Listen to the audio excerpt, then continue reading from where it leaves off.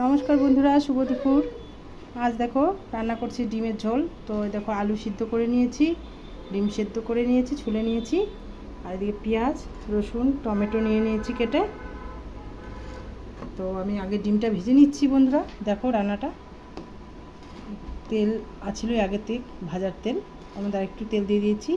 তো তেলের মধ্যে আমি আগে একটু হলুদ দিয়ে দেবো আর লবণ দিয়ে দিলাম। এর মধ্যে ডিমগুলো ছেড়ে দিচ্ছি, ডিমগুলো ভেজে নিচ্ছি। 5টা ডিম আছে দেখছি বন্ধুরা। তো ডিমে আমার লবণ হলুদ মাখাতে হলো না, তেলে দিয়ে দিলে একসঙ্গে ওর মধ্যে ডিমটা আমার রং হয়ে গেল, লবণও এর মধ্যে লাগে যাবে। তো ডিমটা আমি ভেজে উঠেছি, সঙ্গে থাকো রান্নাটা দেখো। তো দেখো বন্ধুরা, আমার ডিমটা ভাজা হয়ে গেছে। এখন একে একে আমি ডিমটা তুলে নিচ্ছি। ডিমটা ভেজে উঠাইছি। ওই তেলের মধ্যে আমি শুকনো লঙ্কা, তেজপাতা, ফোড়ন দিচ্ছি, একটু সাদা জিরা দিয়ে দিচ্ছি। ফোড়নটা একটু ভাজা হবে।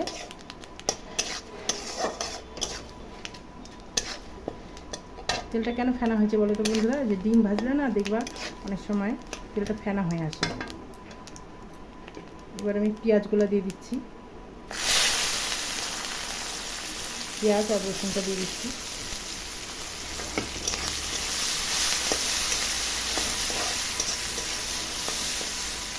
তো এর মধ্যেই আমি আলুগুলো একসঙ্গে দিয়ে ভাজবো।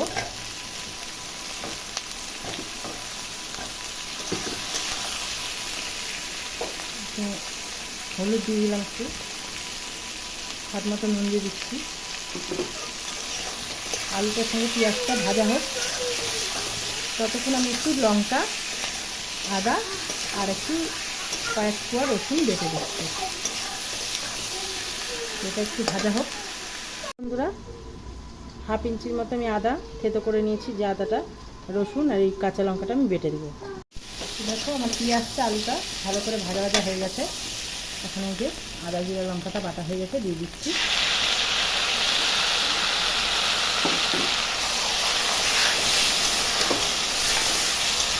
মশলার সঙ্গে একটু ভালো করে আমি আলুটা কষিয়ে নেব।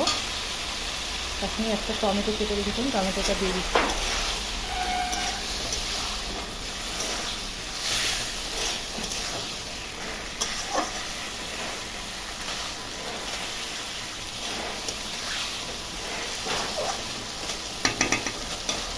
তো কষি একটু দেখো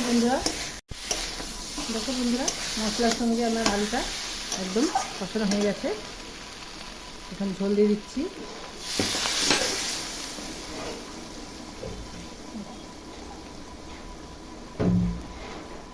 আর একটু ঝোল দিব।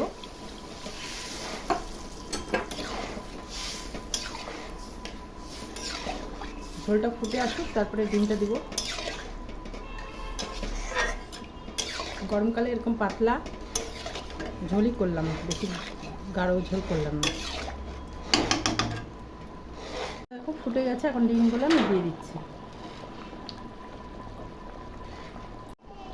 তো দেখো বন্ধুরা, আমার ডিমের ঝোল তৈরি হয়ে গেল।